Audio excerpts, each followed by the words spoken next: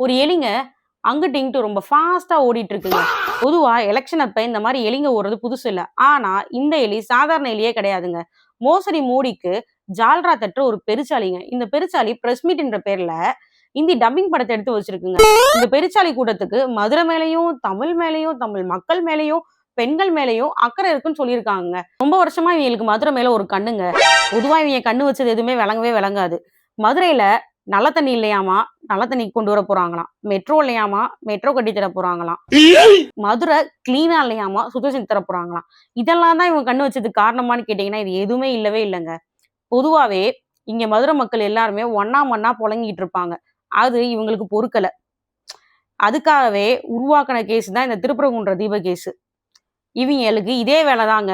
அங்க நார்த்ல அயோத்தி பாபர் மசூதி கோயில் என்ன பண்ணாங்கன்னு நம்மளுக்கு தெரியும். அதே மாதிரி தான் இப்ப திருப்பரங்குன்ற தர்கா கோயில கை வச்சிருக்கானுங்க.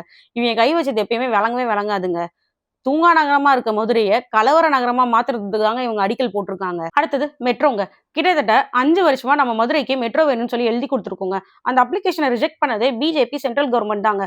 ரிஜெக்ட் பண்ண காரணம் என்னன்னா, மதுரையில போதுமான மக்கள் தொகை இல்லைன்னு சொல்லியிருக்காங்க. ஆனா அதே சென்ட்ரல் கவர்மெண்ட் தான் யூபில போபால்ன்ற நகரத்துல ஒரு நாளோட மெட்ரோ வருமானம் 8 கோடியா இருந்திருக்கணும். ஆனா அங்க 10ல இருந்து 15,000 தான் வருமானமே வருது. அப்ப நார்த்துக்கு ஒரு சட்டமும் சவுத்துக்கு ஒரு சட்டமும் வச்சிருக்காங்க. நமக்கு மட்டும் நீங்க ஓட்டு போட்டாதான் உங்களுக்கு மெட்ரோ கொண்டு வரும்னு சொல்லிட்டு நம்மள சொல்லாம மிரட்டிட்டு இருக்காங்க. அடுத்தது தமிழ்ங்க. சங்கம் வச்சு தமிழ வளர்த்த ஊர் தான் மதுரை.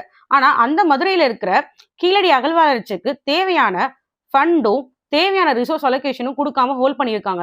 எங்க கொடுத்துட்டா இவங்க பிச்சு போட்ட ஜிலேபி மொழி டம்மி மொழின்னு தெரிஞ்சுன்றதுக்காகவும், மற்ற மொழிகளுக்கு தாய்மொழி தமிழ் மொழி தான் அப்படின்ற உண்மை தெரியக்கூடாதுன்றதுக்காகவும் இதை ஹோல்ட் பண்ணியிருக்காங்க. பெண்கள் முன்னேற்றங்க. பெண்கள் படிக்க போகக்கூடாது, வேலைக்கு போகக்கூடாது. ஆனா கல்யாணம் பண்ணிட்டு அந்த ஆண்களுக்கு சேவை செய்யணும். அதான் அவங்களோட ஒரே கடமை அப்படின்னு சொல்ற புக்கு தான் மனுநீதி, மனுஸ்மிருதி, மனு தர்மம்ன்ற புக்குங்க. இந்த புக்கோட ஐடியாலஜியை ஃபாலோ பண்றவங்க தான் இந்த பாஜக கும்பல்.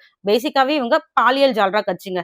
இந்த பாலியல் ஜால்ரா கட்சியில இருக்கிற இந்த அம்மணி பெண்கள் வந்துட்டு முன்னேறணும், சொந்த கால்ல நிக்கணும், அவங்க செக்ஷுவல் ஆப்ஜெக்ட் கிடையாது, செக்ஷுவல் கமாடிட்டி கிடையாது அப்படின்னு சொல்றாங்க. ஆனா பாஜகல சேர்ந்த இந்த 6 வருஷத்துல இவங்க பெண்களுக்கு எதிராக நடந்த எந்த அநீதிக்கும் குரல் கொடுத்ததில்ல, போஸ்ட் போட்டதில்ல. ஏன் உழைக்கும் பெண்கள் போன வருஷம் ஆகஸ்ட் மாசம் 15 நாட்கள் இரவும் பகலுமா போராட்டாங்க.